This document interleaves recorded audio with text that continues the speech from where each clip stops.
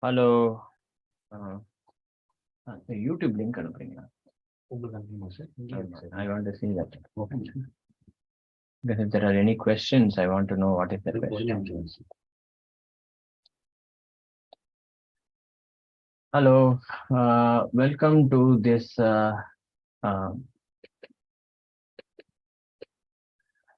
live session for Neuroscience of Human Movement. I think we have chosen not a particularly great day, is it? Because of the cricket match. When I scheduled this long time ago in July or August, at that time I did not know about this cricket match. So anyhow, we anyway scheduled this. So I'm going ahead with the session. Okay. So the main purpose is just one second.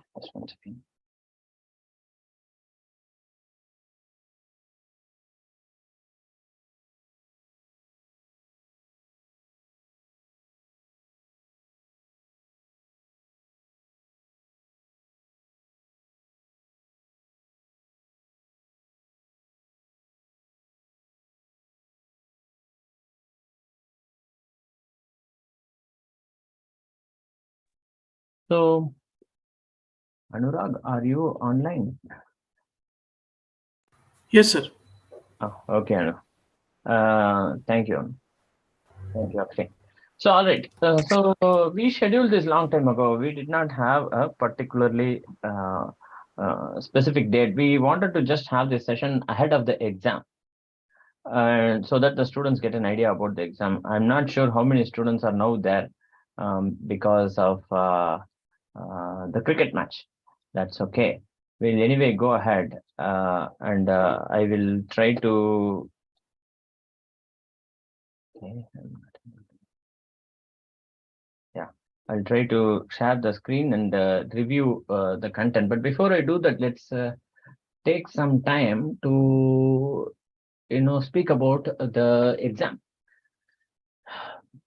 First is that the exam will be a multiple choice or multiple select question type of exam. So there will be questions in which there will be more than one correct answer. These are called multiple select questions, and multiple choice questions in which exactly one correct answer will be there.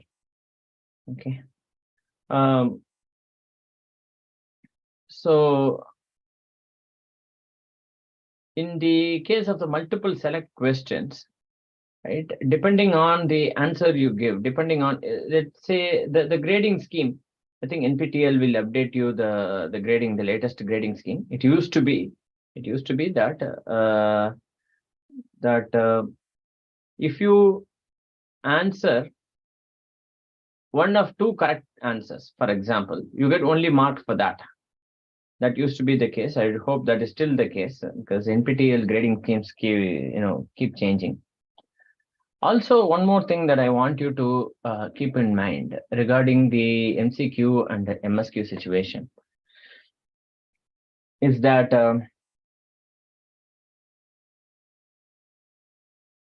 there is a possibility that the number of choices will be more than 4. There are questions in which the answers will be, or the number of choices will be 8, as many as 8. So these kind of questions are relatively hard to answer because it will have one correct answer out of 8 choices, or maybe 2-3 correct answers out of 8 choices. These kind of questions will require more reading and very careful consideration before you answer. This is something that I want you to keep in mind. Other than that, some more exam tips. This is important. I know that there may not be many students in the live stream. Are there any questions in the live stream? I'm not able to see the live stream.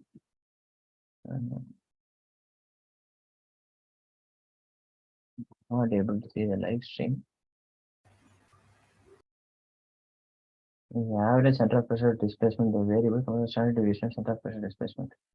How can I estimate the instant of ball release in basketball free throw? What he is telling?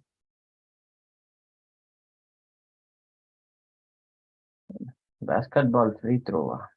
Wrist elbow joint.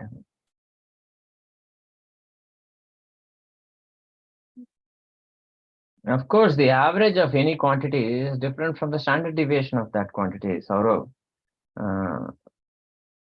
Right, the average of any quantity is this. So I'll come back to that. I'm just checking the live stream. I'll come back to the questions and the live stream just a little bit. But before that, I want to speak about continue our discussion about the exam itself. Right, one is that there might be multiple select questions. And there might be more than one correct answer you have to select. One. Two is that there might be multiple choice questions or multiple select questions with more than 4 choices. The type that you are all used to is the case in which there are only 4 options, A, B, C, D, and you have to choose any of these 4, A or B or C or D. But in our case, there might be questions in which there might be up to 8 choices. Something to keep in mind. And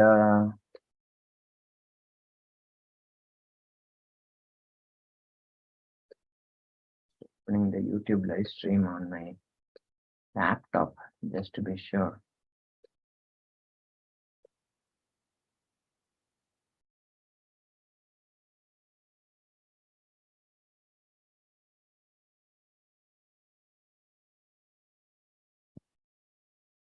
Because I just want to make sure that I'm on top of the questions. All right. I'm not able to see any charts. All right, anyhow. So yeah, only Saurav Biswas's questions. Only 2-3 people are watching. 4 watching now. I think one is teaching assistant, one is Saurav Biswas, one is me, and one is the NPTEL people. The others are watching the India-Pakistan cricket match. Well, good. Okay. So there will be MCQs with more than 4 choices. There will be MSQs, and there will be a combinations of this. One more thing that I wanted to speak about was the type of question in which select what is not true. So the question will have select all the incorrect statements. It will say select all the incorrect statements. Select what is not true. This kind of questions also may be there.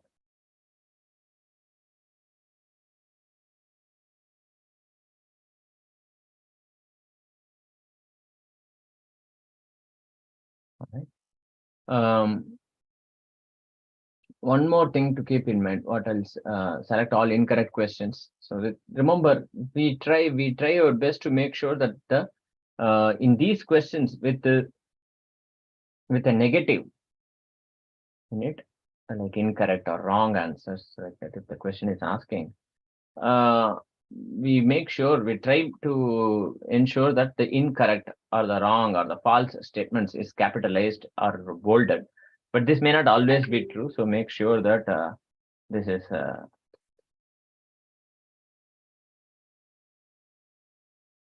make sure that you read the questions properly before you attempt to answer.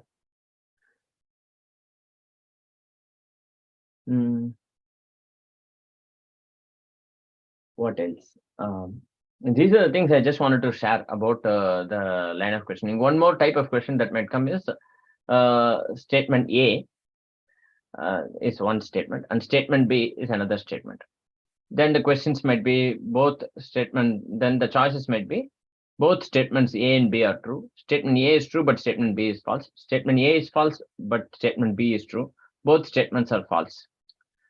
Or it might be like statement both statements A and B are true, but statement B is not the correct explanation for statement A. Both statements A and B are true, but and statement B is the correct explanation of statement A, like that. Or statement B is the cause, is the reason for statement A, like that. So there might be some logical connection that you will have to make between these two statements. Keep that in mind. These are all the various types of questions that might come. The syllabus will practically cover the entire syllabus, all 12 weeks. There might be some questions that are somewhat relevant to the assignments, but not exactly from the assignments. So it is not possible for you to get the exact assignment questions from in the exam. But some of these questions may be from the assignment. Keep that in mind. Some questions may simply involve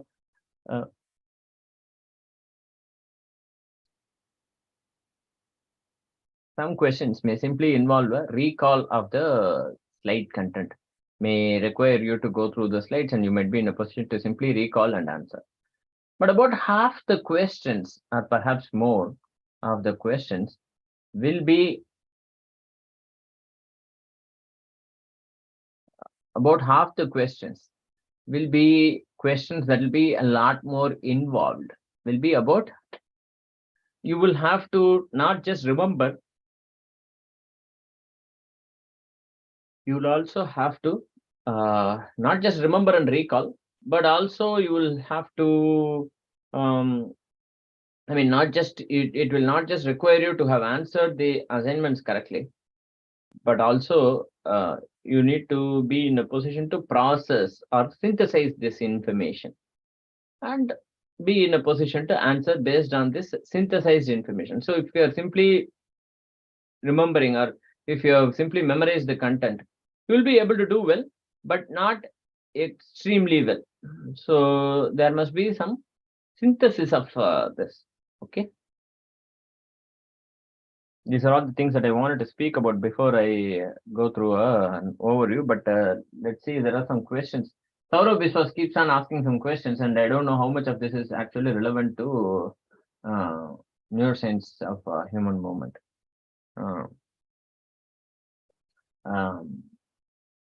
The average center of pressure, displacement, different variable compared to standard deviation. Always, standard deviation and average are different. This is not relevant to neuroscience of human movement, but it's related to movement science. So I'm answering this.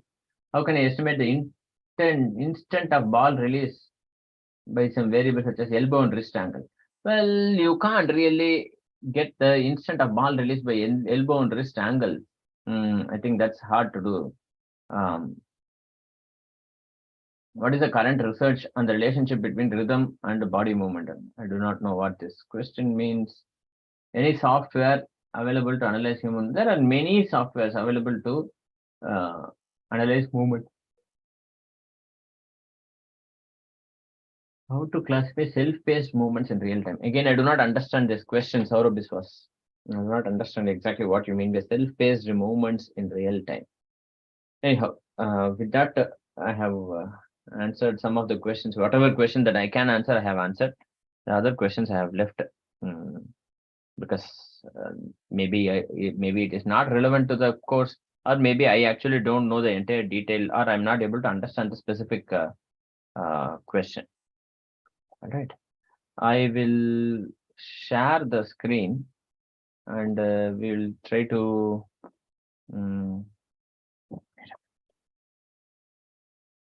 I will try to share the screen.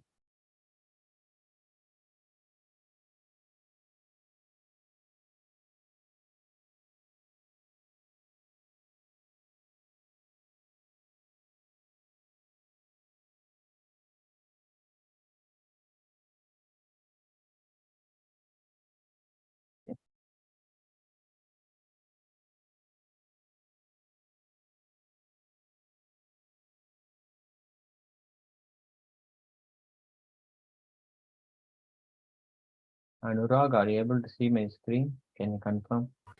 Yes, sir. I'm able to see. All right. So this is neuromechanics question, the slides that we used. So if you see, uh, uh, so we were speaking initially about, acetylcholine, graded potential and action potential. What are the differences? We should be in a position to, speak about all this and discuss all this. Essentially, graded potentials means what? It is graded. That it is a function of the input. The output is a function of the is a graded function of the input. Action potentials are binary. It is either there or not there. Okay, it's all or none. Okay.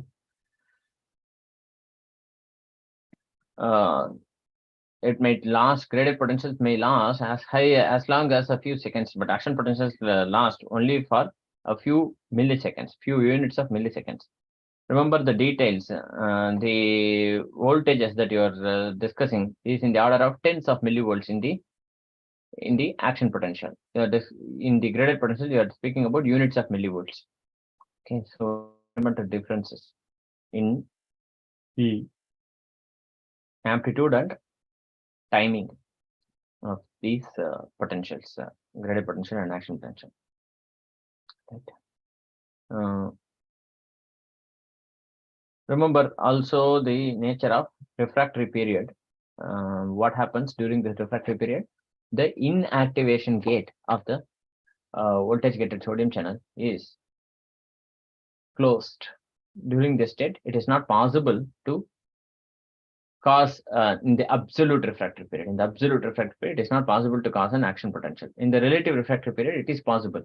So this is how it is possible for us to frequency encode an amplitude. Input amplitude is encoded using in the number of pulses, action potential pulses that happen in unit time. Also, we were speaking about neurotransmitters. In this course, we discuss a certain number of neurotransmitters. We discuss acetylcholine, we discuss dopamine, how acetylcholine is synthesized. Acetylcholine is synthesized by action of choline on acetyl coenzyme A. This is done by a protein called or acetylcholine factory. This acetylcholine factory is called choline acetyl transferase. Right, and acetylcholine is broken down by another enzyme called acetylcholine esterase, right, which breaks down acetylcholine into choline and acetate. How is this happening? Something that you might want to go through. Then also excitatory and inhibitory postsynaptic potentials, right? What happens? Remember, a neurotransmitter may either cause an excitation or an inhibition in the postsynaptic terminal. These are called as excitatory and inhibitory postsynaptic potentials. So it might cause an increase in the voltage of the postsynaptic terminal, or it might cause a decrease. Right? Both of these are possible. This is dependent on neurotransmitters, but it is not just dependent on neurotransmitters. It is also dependent on the receptors, something that we would have discussed. Then there is this notion of spatial and temporal summation. That is, when different inputs arrive at around the same time, but in different points in space, and they sum together, that is called as spatial summation. And different inputs arrive at the same point, same location in space, followed very closely in time. This is called as, and then it sums up to cause an action potential. It's called as a temporal summation.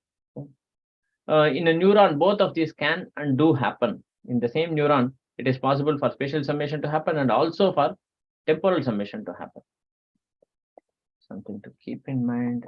Action potential, we have already seen this. I didn't go through the details of this. Go through this. How a muscle is producing a force, we know this through the excitation contraction coupling. That is acetylcholine, when it is released from the presynaptic terminal, It is detected by the nicotinic cholinergic receptor on the muscle fiber membrane. So the potential on the muscle fiber membrane increases, and as this causes an action potential, and this action potential travels across the length of the plasma membrane of the muscle cell, the sarcolemma. So, and as it travels, there are these T-shaped structures called as T-tubules. T-shaped structures called as T-tubules, on which there are these receptors. And this is called as the dihydropyridine receptors, DHP receptors. And these DHP receptors interact with another type of receptors called as ryanodine receptors through food processes. And these ryanodine receptors are present on the sarcoplasmic reticulum. The sarcoplasmic reticulum has a unique function. The sarcoplasmic reticulum stores a lot of calcium. Through a calcium pump, it sends in a lot of calcium, stores calcium inside the sarcoplasmic reticulum when compared with the rest of the cytoplasm through the calcium pump. And whenever this ryanodine receptor is also opened, calcium rushes out, right, causing a sudden increase in calcium called as calcium spark. Okay. Why is this so important? Because only in the presence of calcium, troponin undergoes a conformational change and it moves the tropomyosin, thus exposing the binding sites on actin filament. Actin filament is the thin filament and the myosin filament is the thick filament. So once the actin binding sites are exposed, what happens is that there is a possibility for myosin to attach to these binding sites and cause an increase in force. This is the principle of sliding filament theory and excitation contraction coupling. And how is this itself happening? Through this sliding filament theory. So myosin first binds to actin, then inorganic phosphate is removed. So this also requires an ATP. This also requires energy.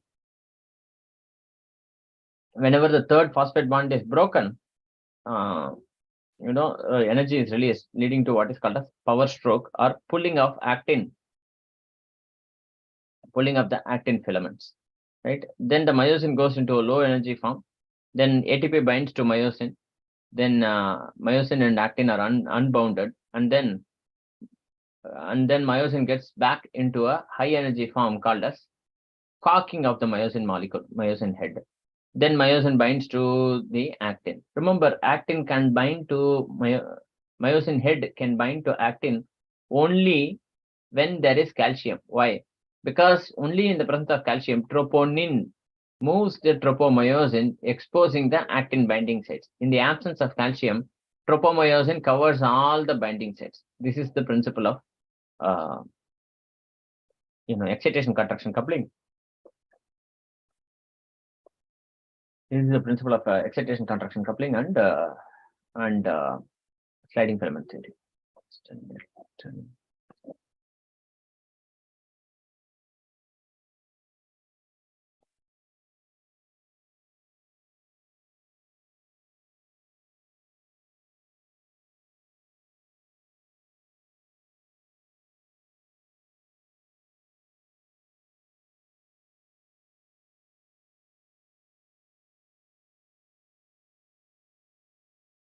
Just stopping my video for a bit, just having a little bit of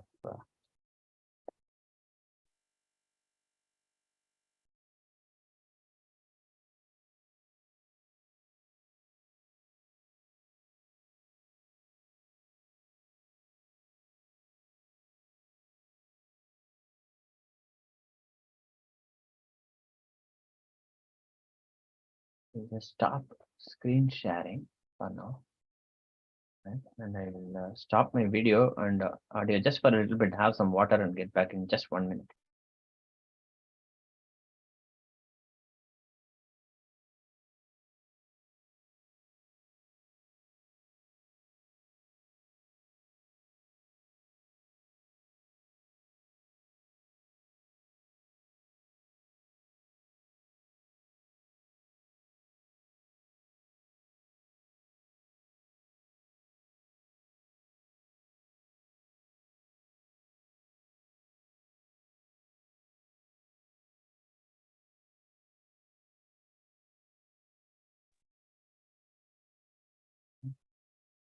share the screen again.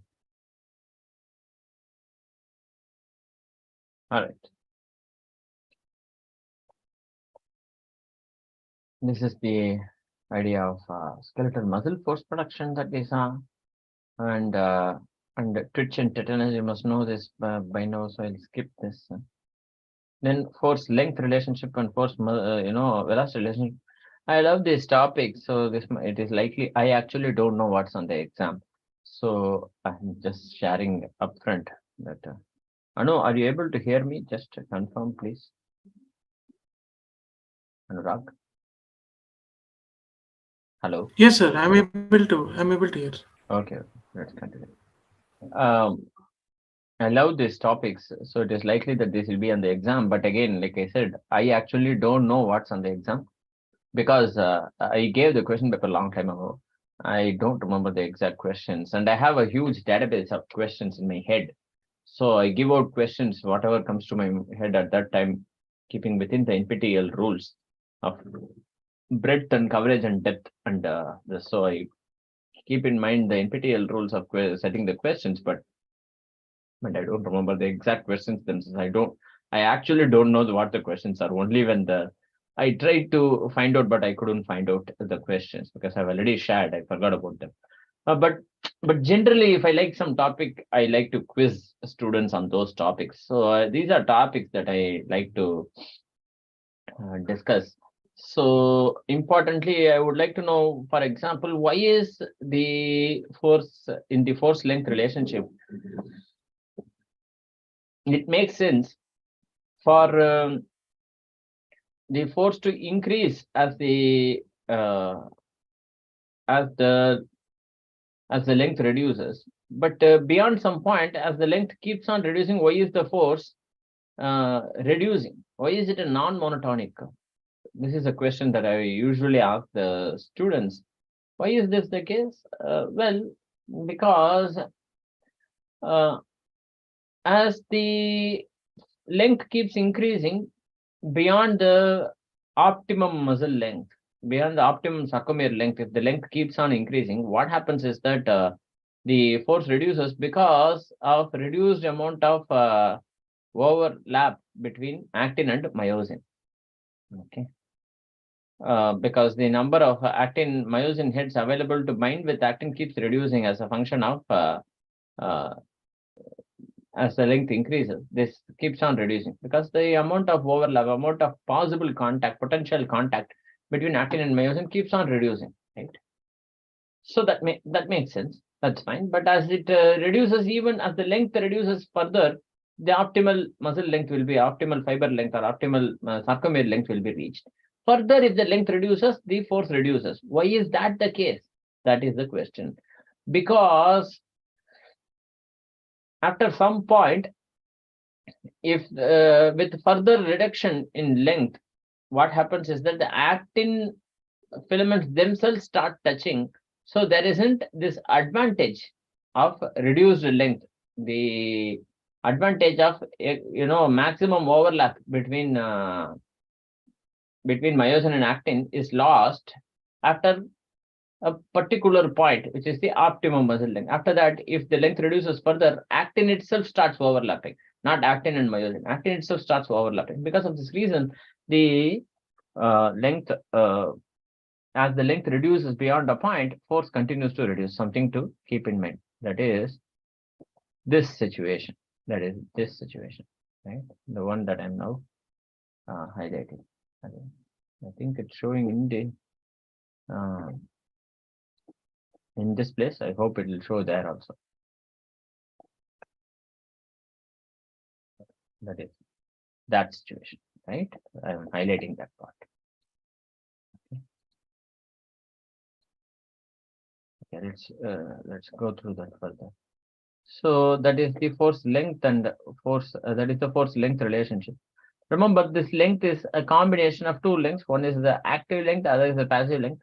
Passive length is passive component. One is the active component, the other is the passive component. The passive component is that which comes into effect due to the material property. Active component is the component that is neurally controlled. Something to keep in mind and differentiate. Something that we have already discussed this, so I will not go into much detail with this topic. There are types of muscle force production. There's isometric contraction, the other is isotonic contraction. Isometric contraction is the case in which muscle tendon unit length does not change. Okay, muscle tendon unit length itself does not change, but the force changes. This is the case of isometric contraction. Isotonic contraction is this case in which the tension remains the same, but the length may change. Okay. Then also you have these weird names like eccentric contraction and concentric contraction are the case in which muscle is shortening as the muscle is shortening, lengthening contraction and shortening contractions. Okay, what do you mean by lengthening contraction? This is the case when an external force is lengthening the muscle, but the muscle itself is trying to contract. Okay. Eccentric contraction and concentric contraction. Then you have pinnate muscles or pinnate muscles. You have the fibers oriented at an angle to the internal tendon or the aponeurosis, leading to only a component of the muscle force being realized at the tendon. Right, this is an inefficient arrangement, but it's a it is an inefficient arrangement in terms of forces, but it is a very efficient arrangement in terms of volume of muscle fibers. Okay, something to keep in mind. Of course, there is a transmission that happens via the tendon, which is what we usually worry about in neuroscience of human movement. It's the myotendinous force transmission. Myofascial force transmission is something that we don't discuss in this course, but we do discuss to some extent in the biomechanics course. And try to quickly go through any other content that is important. Remember the concept of innervation number, and I'll just stop the video for a bit. Remember the concept of innervation number and size principle. That is the number of muscle fibers that are innervated by a motor neuron is called as innervation number.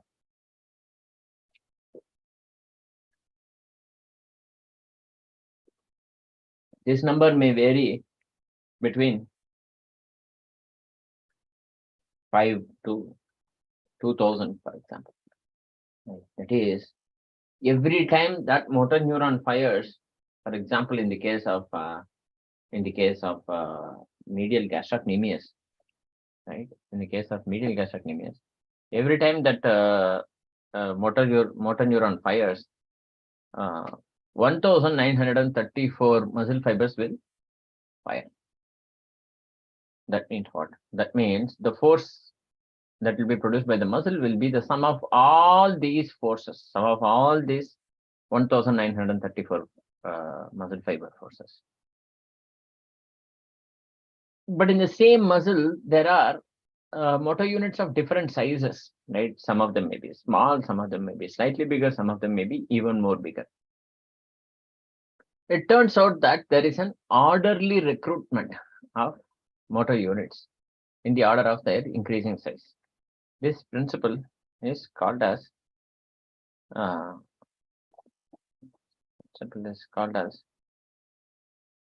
the Henneman's principle or the size principle. I'm looking for the slides there.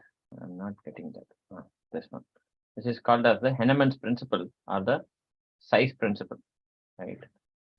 In this case, of course, someone pointed out, as someone correctly pointed out, in this case, after the 100% force is reached, the force, the percentage of motor units recruited are 100. After that, the force increases vertically upward, like this.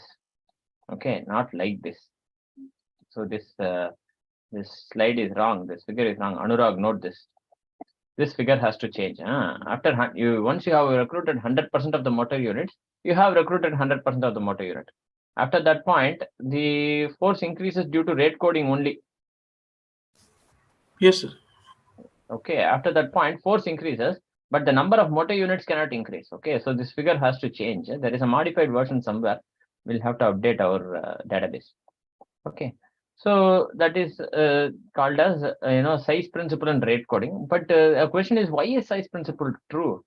Well, because it turns out that the large diameter motor neuron and the small diameter motor neuron, between the two, which one will get which one will get activated first?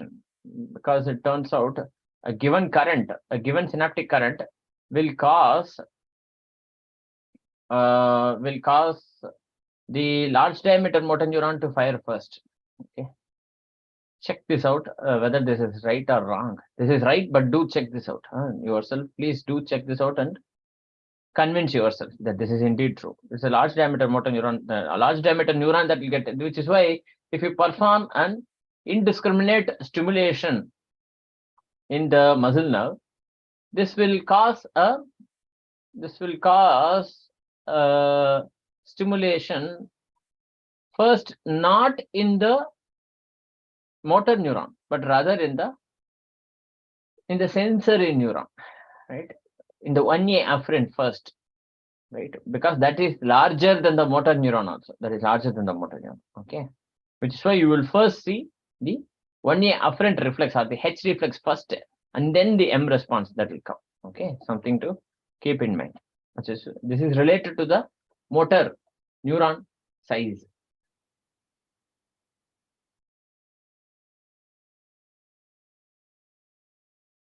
But the question here is not that. The question here is these principles are slightly different.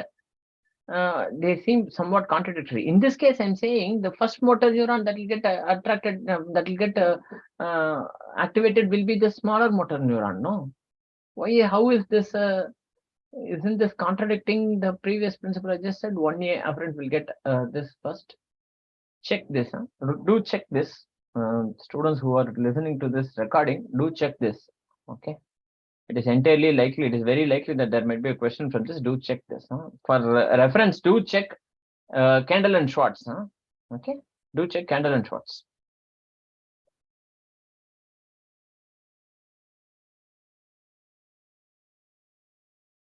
Again, we know all these things, that what is the difference between slow motor neurons, fast motor neurons, small and large motor neurons. We know all these things. These motor units. We did these things we have discussed.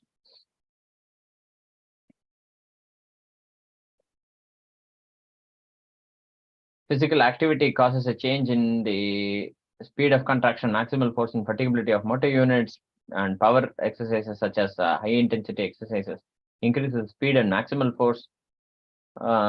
Prolonged low intensity exercises like marathons reduce fatigability and all this. How is this happening? Contraction speed increases due to changes in the myosin molecules, changing the maximum velocity. Maximal force increases simply due to an enlargement, or simply because the fibers become bigger, so maximum force produced also becomes bigger. But how is fatigability reduced? This principle does not seem to be so simple. That is not it. That fatigability is reduced in the case of prolonged low intensity exercises. But how is this happening? The physiology is still being debated. Okay. Does physical activity always help? The answer is yes. Even a person, even above 80 years or 90 years, can still, see some improvement, show some improvement, but relatively smaller improvement when compared with younger people. Does the property composition of fibers change? Yes, for type 2 fibers, but not so easily for type 1. Okay. We have already discussed size principle. Why is the size principle true? How is the size principle true? Okay. What are some important consequences of size principle? That motor unit recruitment, surprisingly, is controlled by spinal mechanisms and not brain. Spinal mechanism also means the central nervous system, but the brain cannot specify which motor unit has to be recruited. Very, very important. Brain cannot determine which particular motor unit it wants to recruit. It will always be the spinal cord that will specify which motor unit will be recruited. The brain can only specify the something else, but not the specific motor unit that will be recruited.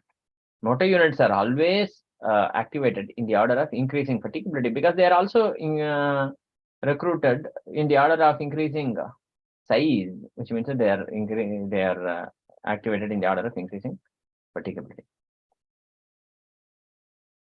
When force reaches 100% of muscle force, does the force reach 100% when all the motor units are activated? No. Why? Because they may all be firing, but they may all be active, but they may not be acting at their highest frequency. So their rate coding might be lesser. So as they continue to fire faster, the force keeps increasing. This is called as rate coding. Okay, so muscle force does not reach 100% when all motor units are recruited. Okay, that's what we saw here. So this is the number of motor units that are recruited, and after this point, the force. After this point, the force increases vertically upwards, because after 100% motor units are recruited, more motor units cannot be recruited. So this part of the diagram is wrong, but keep this in mind. Okay. Already seen these things. I'll skip these topics. Persistent invert currents and EMGs. Spine and spinal cord, we have already seen some of this. What is the most common cause of spinal cord injuries in India? That is, actually motorcycle accident. In this case, what is shown is a person falling from a horse riding accident, but actually in India, it is the motorcycle accident that is the cause of spinal cord injuries.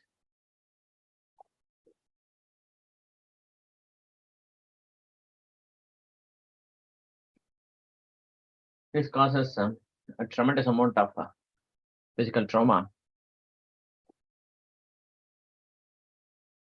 and causes, in some cases, disabilities, huge amount of disability. In inhibition and excitation within the spinal cord, important topics to remember are the role of Renshaw cells. Renshaw cells is this cell that is this neuron that is activated by the alpha motor neuron. So alpha motor neuron activates the muscle fibers. So, but alpha motor neuron also activates these Renshaw cells, which are which provide a form of negative feedback by inhibiting that neuron, not just that neuron, the motor neuronal pool and the agonist of this alpha motor neuron that excited it. So providing a form of negative feedback. So when you're riding a bike or motorcycle, it is like pressing the accelerator and pressing the brake pedal and pushing the accelerator at the same time. It's not a recommended situation, something that we would not do. But the neural system always has many layers of negative feedback that is embedded in it, because for protective purposes. Okay. What are some forms of this? Already I spoke about Renshaw cells. Then there is this 1A interneuron. 1A interneuron. What this does is it is activated. It is activated by the, or it is excited by the proprioceptor neuron. It is excited by a proprioceptor neuron. What it does is it inhibits the alpha motor neuron that activates the antagonist. Let's look at what the 1A afferent does. Only then this will become clear. Okay. If a given muscle is stretched, the 1A afferent neuron detects a stretch is happening, and through a monosynaptic mechanism, there is no other interneuron involved in this action of 1A afferent neuron. Through a monosynaptic mechanism, directly activates the alpha motor neuron of that muscle. That is, if you try to stretch a muscle, that muscle will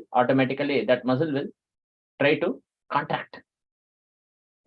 This happens within a very, very brief amount of time, because this is a monosynaptic reflex. And very brief amount of time, 30 milliseconds.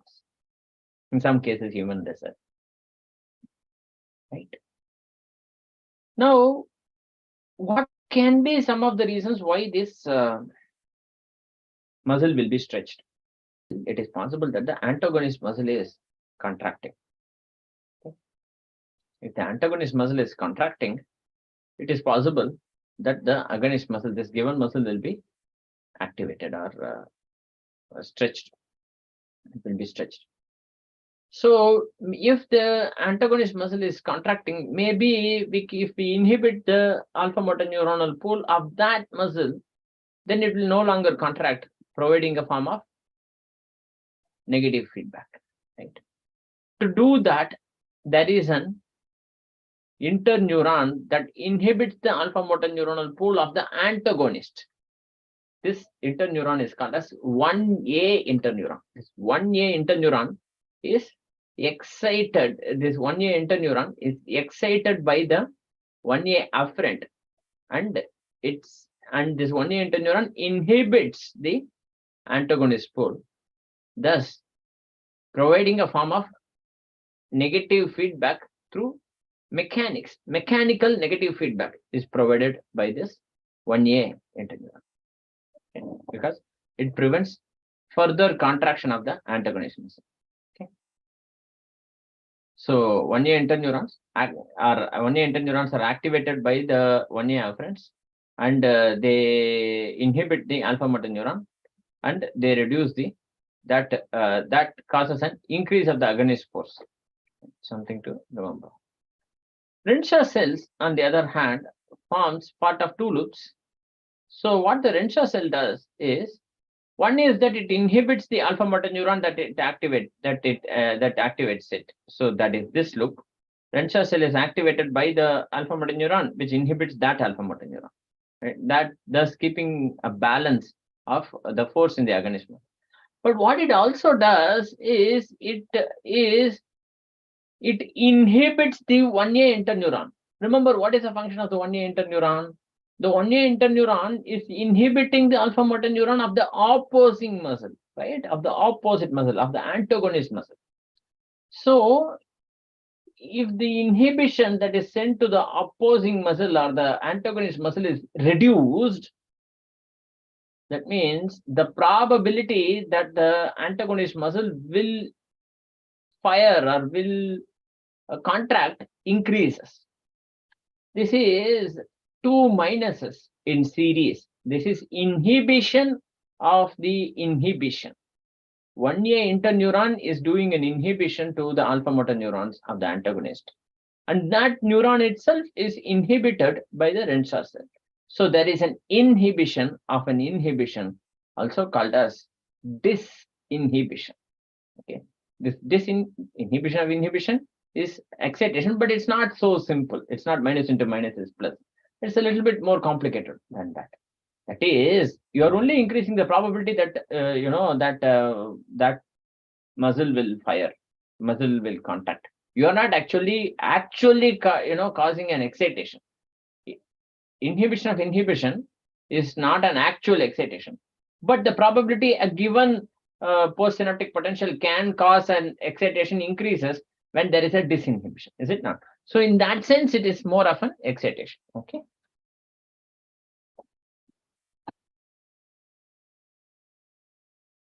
Okay. Then there are reflexes. How much time we have?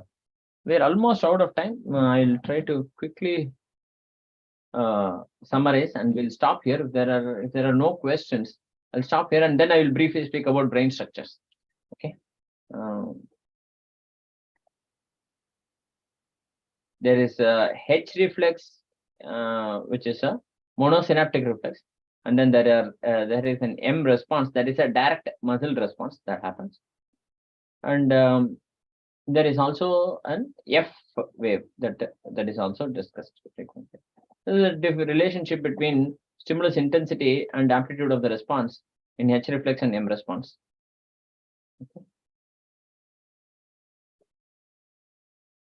Already discussed these 1A interneuron monosynaptic reflexes, Renshaw cell 1B interneuron. 1B interneuron, what it does is it is activated by an 1B afferent. What is a 1B afferent? That is the afferent that carries the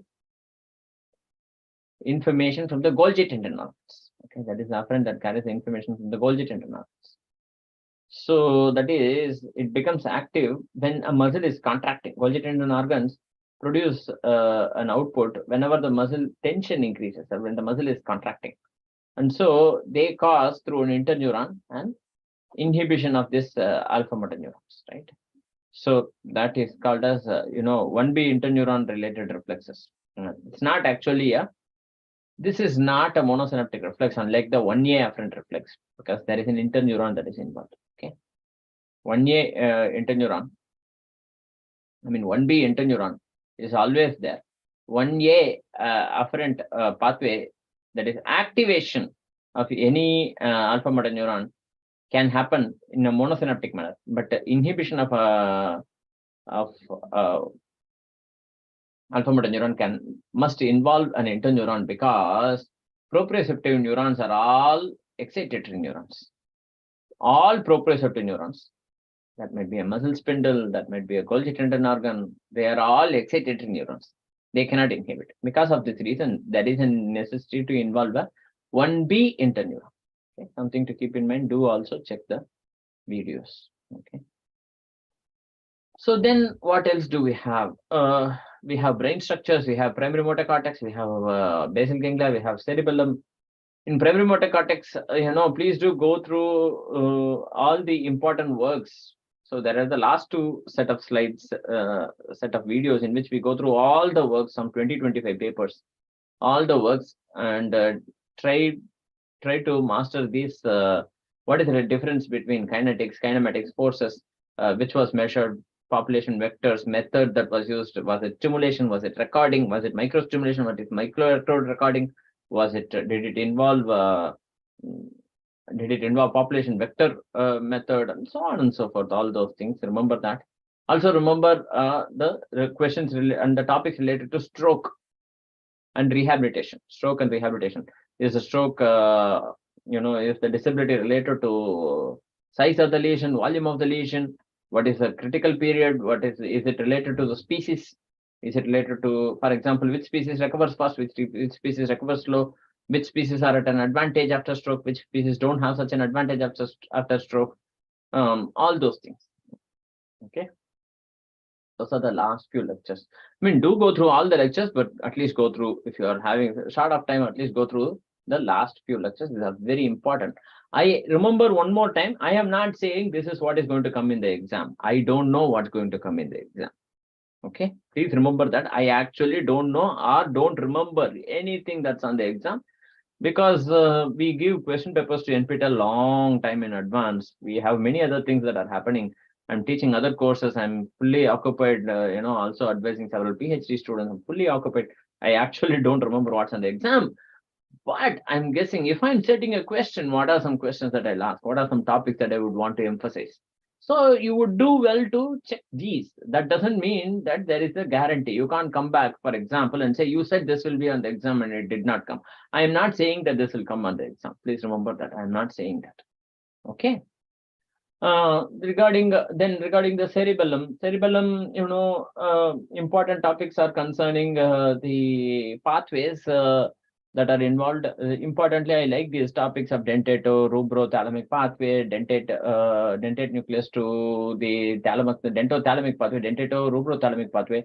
There are pathways that involve imitation, mimicking. There are pathways, all these things, and I like this um, these loops within the cerebellum, um, inhibitory and excitatory loops within the cerebellum. Purkinje cell, the nature of Purkinje cell, as in massive fiber parallel fiber system, how it acts as a sparse code, for example. These are things that I like to discuss. And how cerebellum can act as a seat of learning and timing, and how it acts as a error correcting engine, for example, right? That what kind of error correction that it performs, how it acts as a seat of learning, for example. Then you have basal ganglia, and basal ganglia, I love topics on this on dopamine, Parkinson's disease, dopamine, the important function of dopamine, how Parkinson's disease is treated, MPTP treated animals. Also love to discuss topics about those 10-15 disorders like Parkinson's disease, Huntington's disease, hemibellismus, Ballism, tardive dyskinesia, hepatolenticular disease, Wilson's disease, kernicterus, tics, Tourette syndrome, depression, so and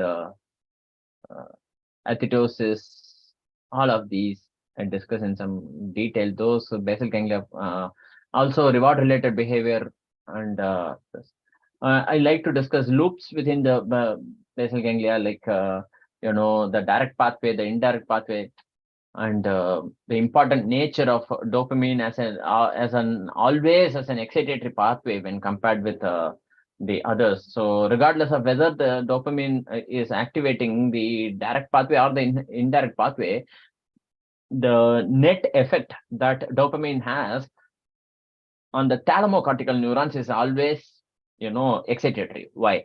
Because of the nature of receptors that it involves. These are the kind of, these are a little involved and a little technical, but these are the kind of questions I like. So something that you would want to revise. So I think we are almost out of time. Anurag, do you think that we have to cover anything else? I'm just rushing through the. Anu? Yes, sir. Nothing. I think you have covered everything. Yeah. Most of it. NPTEL, do you have anything to say, Akshay? NPTEL team, any questions for me? Anything else you want me to speak about? Anything? I didn't see any questions from the students. Either that means that there is absolutely no interest. Funnily, the number of people has not changed from 4. It has gone to 3 now. I think it's just me, NPTEL, and Anurag watching. No, Saurav also logged out. I think that's okay. With this, we come to the end of this lecture. Thank you very much for not joining. That is, thank you very much for whatever it's worth. With this, we come to the end of this lecture. I hope you will have a time, you will get an opportunity to watch the recording and benefit from it. Please do well in the exam. My best wishes. Prepare well. This is a little hard. This topic, there are many questions. Please do watch out. My best wishes to all of you. I hope to see you in my future courses, and I hope to stay in touch with all of you. My best wishes. Thank you very much for your attention.